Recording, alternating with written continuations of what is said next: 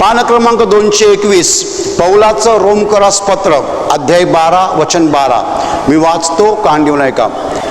आशेने हर्षित व्हा. Hallelujah, hallelujah, hallelujah. वचन असं म्हणतं की आशेने हर्षित व्हा. हर्षित म्हणजे आनंदित. पौल रोमकरांना जेव्हा पत्र लिहितो त्या पत्रामध्ये विशेषतः या विशिष्ट उतार्यामध्ये अध्याय 12 मध्ये तो ख्रिस्ती जीवनचर्येचे नियम सांगत आहे. ख्रिस्ती जीवन पद्धतीचे नियम सांगत आहे. येशूचे नियम तो समजावून देत आहे. आणि त्यातला हा एक नियम आहे की आशेने हर्षित व्हा म्हणजे आनंदित व्हा.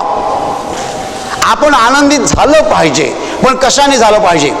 तो म्हणतो आशेने आनंदित व्हा. आशा म्हणजे कोणती आशा?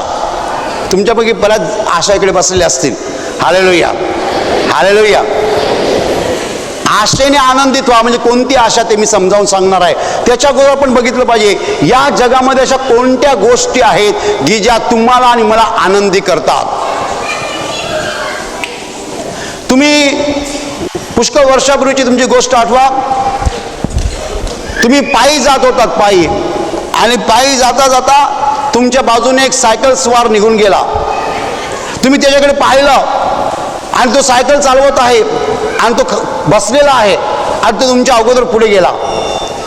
तुम्ही मनात म्हणाला माझ्याजवळ जर सायकल असती तर मी पण असाच गेलो असतो ना. आणि मग तुमच्या मनामध्ये इच्छा निर्माण होते. तुम्हाला असं वाटतं की माझ्याजवळ जर सायकल असली तर मी आनंदी होईन. आणि म्हणून एक दिवस तुम्ही सायकल खरेदी करता. सायकल आल्यानंतर तुम्ही पॅडलिंग करता आणि पायी चालणाऱ्याला तुम्ही ओव्हरटेक करता. आणि जेव्हा तुम्ही ओव्हरटेक करता तेव्हा तुम्हाला केवढा मोठा आनंद होतो. वा, तो पायी चालतो ना, मी त्याच्या पुढे चाललो. काही दिवस भरून जातात आणि एक दिवस तुमच्या बाजूने एक स्कूटरवाला जातो. तुमच्यापेक्षा खूप वेगाने जातो, बाजूने जातो. तुम्ही त्याला बघता आणि तुम्ही म्हणता कसा फास्ट निघून गेला. त्याच्याकडे स्कूटर आहे ना, पॅडल पण मारायला नको ना. मी असं पॅडल मारून मारून थकलो, घाम पण आला मला. माझ्याकडे जर स्कूटर असती तर मी केवढा आनंदी झालो असतो. आणि एक दिवस तुम्ही स्कूटर खरेदी करता आणि तुम्ही स्कूटरवर जात आहात आणि तुम्ही पायी चालणाऱ्यांना ओव्हरटेक करता. तुम्ही सायकलवाल्याला ओव्हरटेक करता आणि तुम्हाला केवढा आनंद होतो. वा, मी किती वेगाने चाललो. दोघांना ओव्हरटेक केलं ना. आणि थोडे दिवस भरतात आणि एक माणूस मोटरसायकलवर जातो. आता स्कूटरवर आणि मोटरसायकल, स्कूटरमध्ये आणि मोटरसायकलमध्ये फरक आहे. स्कूटरवाला असा बसतो, मोटरसायकलवाला असा बसतो. आणि स्कूटरवाल्याच्या बाजूने मोटरसायकल का भुर जातो. आणि अरे काय स्पीड आहे, काय स्पीड आहे. माझ्याकडे मोटरसायकल असती केवढा आनंद झाला असता मला.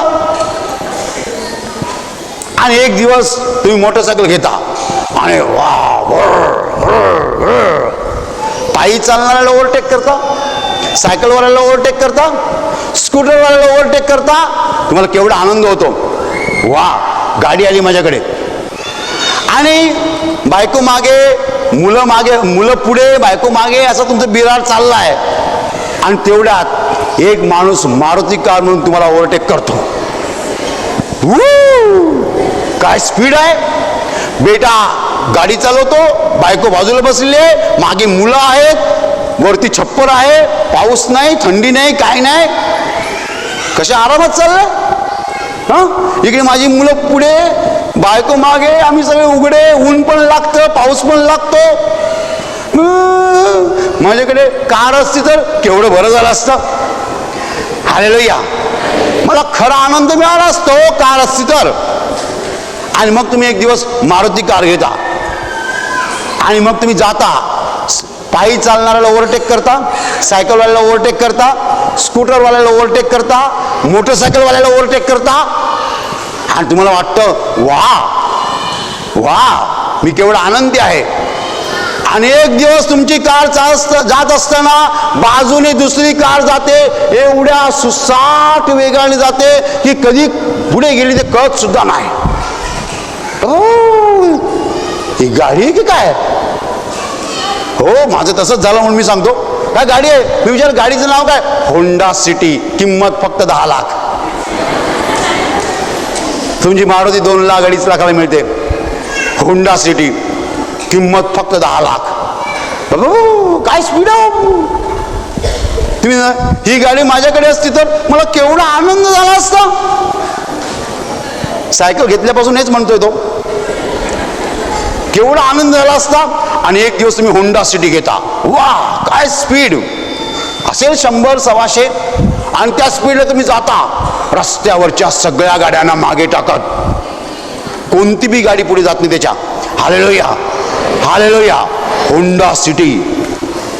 आणि एक दिवस काय होतं, तुमची नजर वर जाते आणि आकाशातनं विमान जातं. आकाशातनं विमान जातं. आणि म्हणलं काय स्पीड आहे हो. एक तर वरती आरामात बसल्यात, विमानामध्ये पण मस्त आरामात बसतात आणि जातात पण आकाशातनं. वा, माझ्याकडे विमान असतं तर केवढं बरं झालं असतं. विमान असतं तर माझ्याकडे मला आनंद मिळाला असता ना. माझ्या प्रिय भावांनो आणि बहिणींनो, आणि जगामध्ये अशी माणसं आहेत ज्यांच्याकडे स्वतःची विमानं आहेत. अशी पुष्कळ माणसं जगामध्ये आहेत ज्यांच्याकडे स्वतःची विमानं आहेत. जशी तुमच्या दारासमोर सायकल उभी असते, मोटरसायकल उभी असते, कार उभी असते, तशी त्यांच्याकडे विमानं असतात. Hallelujah, hallelujah, hallelujah. माझ्या प्रिय भावांनो आणि बहिणींनो, आपल्या सगळ्यांचाच गैरसमज होत आहे. त्याला मराठीमध्ये दुसरा एक शब्द आहे, भ्रम. भ्रम निराश झाला. आणि अजून एक सुंदर शब्द आहे, मृगजळ. मृगजळ, मृगजळ म्हणजे वाळवंटामध्ये काय असतं, समोर पाणी दिसतं आणि आपल्याला असं वाटतं ते पाणी आहे, पाण्याचा साठा आहे, आणि आपण मोठ्या आशेने त्याच्याकडे जातो. तेवढ्यात तिकडे वाळूच असते. आणि मग पुढे जातो, पुढे पण तेच, पाणी नसतंच मुळी, तिकडे नुसतं वाळू असते. आपल्याला भास होतो, भास. तसं सायकलवाल्याला वाटतं माझ्याकडे स्कूटर आली की मी आनंदी होणार. तो फक्त भास असतो. तुम्ही रूममध्ये राहतात, तुम्हाला असं वाटलं की मला फ्लॅटमध्ये जागा मिळाली असती तर बरं झालं असतं. तो भास असतो, भास. कारमध्ये गेलो तर मला आनंद मिळणार, हा भास असतो. हा सगळा भास आहे. Hallelujah, hallelujah, hallelujah, hallelujah. माझ्या प्रिय भावांनो आणि बहिणींनो, या जगामध्ये अशी एकही गोष्ट नाही आहे जी मानवी अंतःकरणाला खरा आनंद देऊ शकते. या जगामध्ये अशी एकही गोष्ट नाही आहे जी मानवी हृदयाला आनंद देऊ शकते. मानवी हृदयाला आनंद देणारी कोणतीच गोष्ट नाही आहे. पण ज्याला आम्ही आनंद समजतो तो भास असतो, भास. त्याला क्षणिक सुख असं पण म्हटलेलं आहे. क्षणिक सुख, क्षणाचं सुख. पण ते सुख नंतर नष्ट होते. नवीन शर्ट घातला, नवीन पॅन्ट घातली, नवीन साडी घातली की कुणाला आनंद होत नाही. माझा नवीन रुमाल आहे बघताना मला आनंद होतो. Hallelujah, hallelujah. पण हा आनंद फार दिवस टिकत नाही. हा आनंद क्षणभंगूर असतो. तो निघून जातो, तो निघून जातो. या जगामध्ये आनंदाच्या जागा पुष्कळ आहेत आणि आनंदाच्या वस्तू पुष्कळ आहेत. आनंद देणारी माणसं पुष्कळ आहेत. पण ती माणसं आपल्याला खरा आनंद देऊ शकत नाहीत.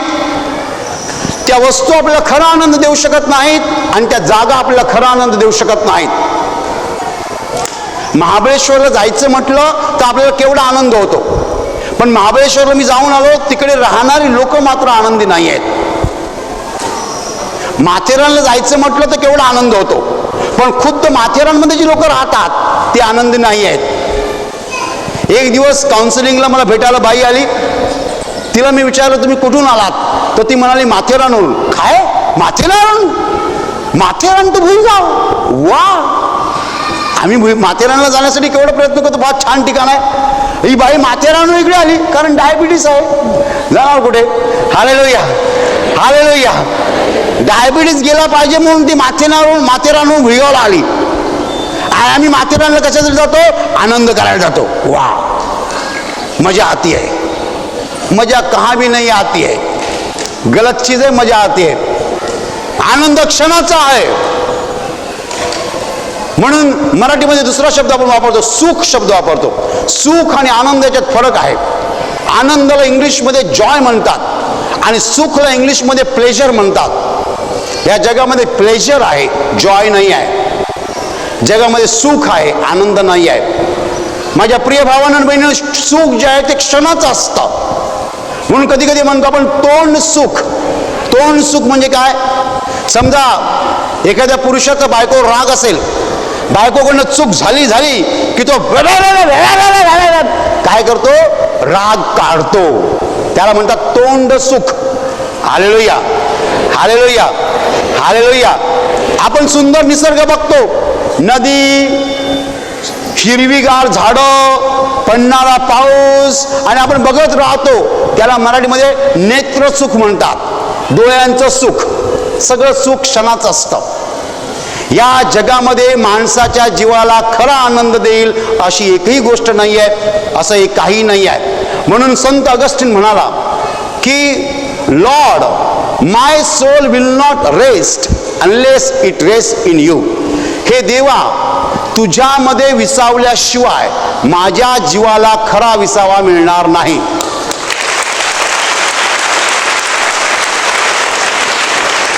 आणि मी तुम्हाला एक सुंदर अगदी व्यवहारातलं उदाहरण सांगतो. व्यवहारातलं उदाहरण. मी एका मोठ्या डॉक्टरला विचारलं की माणसाला शरीराला पाणी लागतं, फळांमध्ये पाणी असतं, कलिंगडामध्ये तर भरपूर असतं, बरोबर, सगळ्या फळांमध्ये पाणी असतं. तर डायरेक्ट पाणी पिण्याऐवजी एखाद्याने जर फळं खाल्ली आणि पाणी प्याला नाही तो तर चालेल का? माझा प्रश्न एका मोठ्या डॉक्टरला होता. मोठा doctor, is it all right if somebody just takes eats the fruits and doesn't have the drinking water? त्या बड्या डॉक्टरने मला सांगितलं चालेल, पण मी तुम्हाला सांगतो, देवाचा आत्मा मला सांगतो चालणार नाही. Hallelujah, hallelujah. तुमच्यापैकी किती लोकांना असं वाटतं तुम्ही सकाळपासून दूध प्या, लिंबू सरबत प्या, कोकम सरबत प्या, उसाचा रस प्या, नारळाचं पाणी प्या आणि फक्त पाणी पिऊ नका? तुम्हाला असं वाटतं तुमचं भागेल? मी सांगतो नाही भागणार. मी सांगतो नाही भागणार. यू ट्राय, तुम्ही प्रयत्न करा. माणसाच्या जीवाची तहान शुद्ध पाण्यानेच भागते. लिंबू सरबताने तहान भागत नाही, कोकमने तहान भागत नाही, नारळाच्या पाण्याने सुद्धा तहान भागत नाही. तहान फक्त शुद्ध पाण्याने भागते. हालेलुया. त्याचप्रमाणे ह्या जगातल्या ज्या गोष्टी आपल्याला भुलवतात, मोहात टाकतात, भुरळ घालतात, कोणकोणत्या गोष्टी? सुंदर बंगला, सुंदर कार, सोन्याचे दागिने, आकर्षक मोबाईल, पुष्कळ एकर जमीन, आणि असल्या गोष्टीच्या मोहात आपण सापडतो. पण त्या सगळ्या गोष्टी ज्या आहेत त्या तकलादू आहेत, तकलादू आहेत, नकली आहेत, असली नाही आहेत. त्याच्याने खरा आनंद आपल्याला मिळत नाहीये. आता वचन काय सांगतं बघा, आशेने हर्षित व्हा. कोणती आशा? माझ्या प्रिय भावांना आणि बहिणींनी, जर तुम्ही येशूवर विश्वास ठेवलेला आहे आणि तुम्हाला माहित आहे की तुमच्या पापांची तुम्हाला क्षमा झालेली आहे, तर तुम्ही मेल्यानंतर थेट स्वर्गात जाणार आहात. हालेलुया. आणि त्या स्वर्गाची आशा तुम्हाला आणि मला आहे. वर स्वर्ग आहे, त्या स्वर्गात मी जाणार आहे. त्या स्वर्गामध्ये येशू आहे, त्या येशूला मी समोरासमोर पाहणार आहे. मी येशूबरोबर बोलणार आहे, चालणार आहे. येशूच्या स्वर्गामध्ये माझा वावर होणार आहे. मी तिकडे अनंत काळ राहणार आहे. हीच माझी आशा आहे.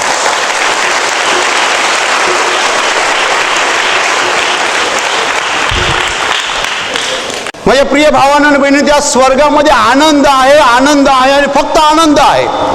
तिकडे कोणी रडत नाही आहे, तिकडे दुःख नाही आहे, तिकडे शाळा नाही, कॉलेज नाही, युनिव्हर्सिटी नाही. कारण देवाचा आत्मा सगळ्यांचा शिक्षक आहे आणि माणसाला तिकडे कोणीही शिकवायची गरज नाही आहे, कारण देवाचा आत्मा तिकडे असला. देव स्वतः आपला शिक्षक आहे. तिकडे हॉस्पिटल्स नाही आहेत, कारण कोणीही आजारी नसतं. तिकडे कोर्ट्स नाही आहेत, न्यायालय नाही आहेत, तर भांडणच नाही आहेत. आणि बायबलमध्ये स्पष्टपणे म्हटलेलं आहे की स्वर्गामध्ये सूर्य नाही आहे. का सूर्य नाही आहे? येशूच्या शरीरातनं प्रचंड प्रकाश बाहेर पडतो. हालेलुया. अशा या स्वर्गामध्ये तुम्हाला आणि मला प्रवेश आहे आणि आपण जाणार आहोत, कारण आपल्याला पापांची क्षमा मिळालेली आहे. येशूच्या नावामध्ये आपली पापं पुसून गेलेली आहेत आणि म्हणून आपण एक दिवस त्या स्वर्गात जाणार आहोत. त्या स्वर्गाची आशा आपण अंतःकरणात बाळगून आहोत. ही आशा जी आहे तीच आपल्याला खरा आनंद देते. हालेलुया. जेव्हा जेव्हा मला या जगामध्ये दुःख येतं, माझ्यावर संकट ओढवतं आणि निराशेचा प्रसंग येतो, तेव्हा तेव्हा मी देवाशी बोलतो आणि देव मला सांगतो, थोडे दिवस, थोडे महिने, थोडी वर्षे माझ्यासाठी कळसोस. एक दिवस हे सगळं संपून जाईल आणि तू माझ्या स्वर्गात आनंद काळ असशील. हालेलुया. थोडे दिवस, थोडे महिने, थोडी वर्षे हे दुःख सोस, पण एक दिवस हे सगळं संपेल आणि तू माझ्या स्वर्गामध्ये अनंत काळ असशील. हालेलुया. जगावर महासंकटाचा काळ येत आहे. आपण लवकरच महासंकटाच्या काळात प्रवेश करत आहोत. महासंकट म्हणजे संकट, संकट आणि मोठी संकट येत आहेत. दुष्काळ, भूकंप, युद्ध, आकाशामध्ये काही चिन्ह, वादळं, भांडणं, सगळं वाईट जगात येत आहे, येणार आहे. पण हे सगळं संपेल आणि जगाचा न्याय होईल, तेव्हा मात्र जी चांगली माणसं आहेत ती स्वर्गात जाणार आहेत. हालेलुया. हालेलुया. अहो सर्व चांगल्या माणसांनो, भिवू नका आणि रडू नका. तुमचा दुःखाचा काळ एक दिवस संपेल आणि येशू स्वतः तुम्हाला स्वर्गात घेईल. हालेलुया. हालेलुया. ही आशा आम्ही मनी बाळगून आहोत की आम्हाला स्वर्गात घेतलं जाणार आहे, ज्या ठिकाणी दुःख नाही आहे, अश्रू नाही आहे. या आशेने आम्ही हर्षित व्हायला पाहिजे. ही आशा जी आहे त्यामुळे आम्ही आनंदित व्हायला पाहिजे. मोटरसायकलमुळे नाही, कारमुळे नाही आणि प्लाझ्मा टीव्हीमुळे नाही. आम्ही स्वर्गात जाणार आहोत. त्या स्वर्गाची आशा जी आहे ती आशा मला आनंदित करते, आमच्या जीवाला आनंद देते, कारण आमची नजर जी आहे ती स्वर्गाकडे आहे, पृथ्वीकडे नाही.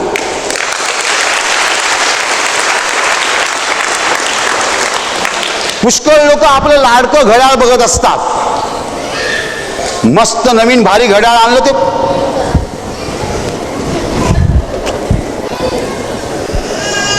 काही लोक आपला लाडका मोबाईल,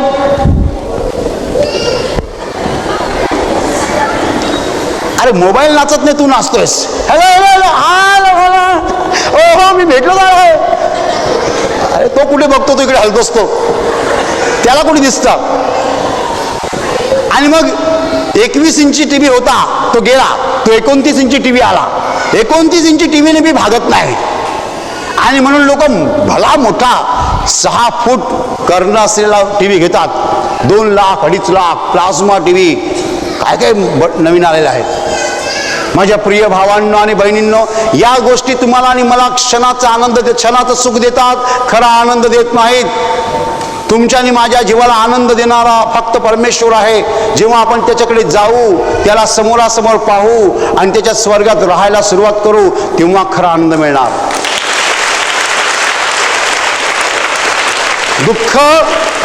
दुःख तुमच्या जीवनात येतात, दुःख माझ्या जीवनात येतात. दुःख जेव्हा येतात तेव्हा आठवण कसली करायची असते. लोक चूक करतात. लोकांना काय वाटतं, मुलं आम्हाला आनंद देणार. त्या दिवशी एका माणसाने मला फोन करून सांगितलं, माझ्या एका मित्राने, अरे आपण सगळं कशासाठी करतो? मुलासाठीच करतो ना. तो मला सांगतो, अरे आपण सगळं कशासाठी करतो? मुलासाठीच करतो ना. मी त्याला बोलणार होतो पण त्याला समजणार नाही, माझे शब्द फुकट जातील. माझ्या प्रिय भावांनो आणि बहिणींनो, आपल्या सगळ्यांना एकच आनंद देणारी गोष्ट आहे आणि ती म्हणजे स्वर्गाची आशा. स्वर्गाची आशा. आम्ही स्वर्गात जाणार आहोत. स्वर्गात त्यांचा प्रवेश होणार आहे हे महत्त्वाचं आहे. पण मी जेव्हा म्हणतो आपल्या सगळ्यांना, तेव्हा मी खरोखर सगळ्यांना म्हणू शकत नाही. कारण तुमच्यामध्ये काही लोक असतील की ज्यांनी अजून येशूचा स्वीकार केलेला नाही आहे. हा, तुम्ही येशूचा स्वीकार करा, पापांची क्षमा मागा, हे हृदय साफ करून घ्या. त्याला भीम रीम काय लावायचं ते लावा. हा, बरीच साबण निघाले आहेत, त्याला एकच साबण चालतं, ते म्हणजे येशूचं रक्त. Hallelujah, hallelujah, hallelujah. माझ्या प्रिय भावांनो आणि बहिणींनो, काहीही साफ करू नका, फक्त हृदय साफ करा. Hallelujah, hallelujah, hallelujah. आपल्या सगळ्यांना स्वर्गात जायचं आहे आणि ती आपली एकमेव आशा आहे. या जगातल्या सगळ्या आशा तकलादू आहेत, बंडल आहेत, परंतु एकच आपल्याला खरी आशा आहे, ती म्हणजे स्वर्ग. आपला स्वर्ग प्रवेश महत्त्वाचा आहे. या जगात तुम्ही गडगंज संपत्ती गोळा करू शकता, बंगले बांधू शकता, कार्स घेऊ शकता, जमिनी घेऊ शकता, काही घेऊ शकता. म्हणून येशू म्हणाला, मनुष्याने सगळं जग मिळवलं परंतु स्वतःचा आत्मा गमावला तर त्याला काय लाभ? काय लाभ? काय मिळणार? आत्मा गमावलं काय मिळणार? स्वर्गात जर मी जाणार नसेल तर या पृथ्वीवरच्या माझ्या जीवनाला काय अर्थ आहे? तुम्ही इकडे बसलेला आहात, मला माहित नाही एकूण किती लोक आहात, पण मी तुम्हाला सांगतो, तुमच्यापैकी प्रत्येक मनुष्य स्वर्गात पोहोचायला पाहिजे, स्वर्गात जायला पाहिजे. तुम्ही माझ्यावर विश्वास ठेवा. मी असं म्हणत नाही मी पुष्कळ फिरलेलो आहे, परंतु मी फिरलेलो आहे, मी पुष्कळ लोकांना भेटलेलो आहे, पुष्कळ ठिकाणं मी पाहिलेली आहेत. आणि मी तुम्हाला खरं सांगतो, अलीकडे मला कुठेही फिरायची इच्छा नाही आहे. हालेलुया, मला कुठेही फिरायची इच्छा नाही आहे. मी प्रार्थना करत असतो, देवाच्या सहवासात असतो, देवाबरोबर बोलत असतो. माझे शब्द लिहून घ्या. जगामध्ये असं काहीच नाही आहे, एक ठिकाण नाही आहे, एक माणूस नाही आहे, किंवा एक वस्तू नाही आहे जी तुमच्या आणि माझ्या जीवाला खरा आनंद देऊ शकते. फक्त देवच आपल्याला खरा आनंद देऊ शकतो. Hallelujah, hallelujah. आज सकाळपासून पाऊस पडत होता. मी क्षणाक्षणात देवाचे आभार मानत होतो. पावसाचा प्रत्येक थेंब सोन्याच्या तोळ्यापेक्षा भारी आहे.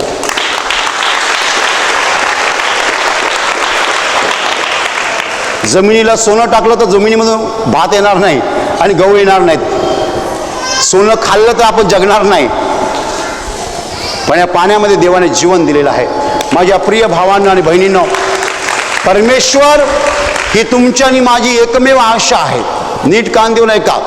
परमेश्वर हा तुमचा आणि माझा एकमेव आधार आहे.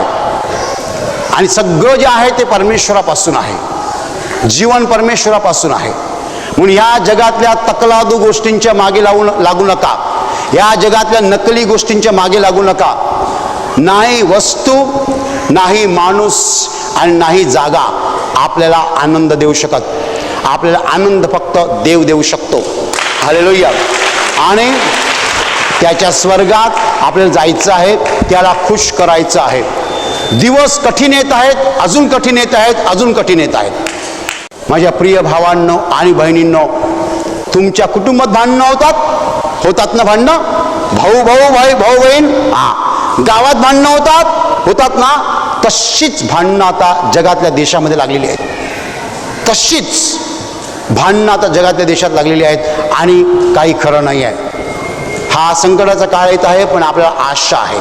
आपल्याला आशा कसली आहे की एक दिवस येशू आपल्याला स्वर्गात घेऊन जाणार आहे. आपण त्याच्या स्वर्गात जात आहोत आणि त्याचा स्वर्ग ही आपली एकमेव आशा आहे. तीच आशा डोळ्यात समोर ठेवून नेहमी आनंदी व्हा. या जगातल्या गोष्टीने आनंदी होऊ नका. आम्ही स्वर्गात जाणार आहे, मी येशूबरोबर राहणार आहे अनंत काळ स्वर्गात, हीच माझी आशा आहे. यामुळे मला आनंद होतोय. Hallelujah, hallelujah.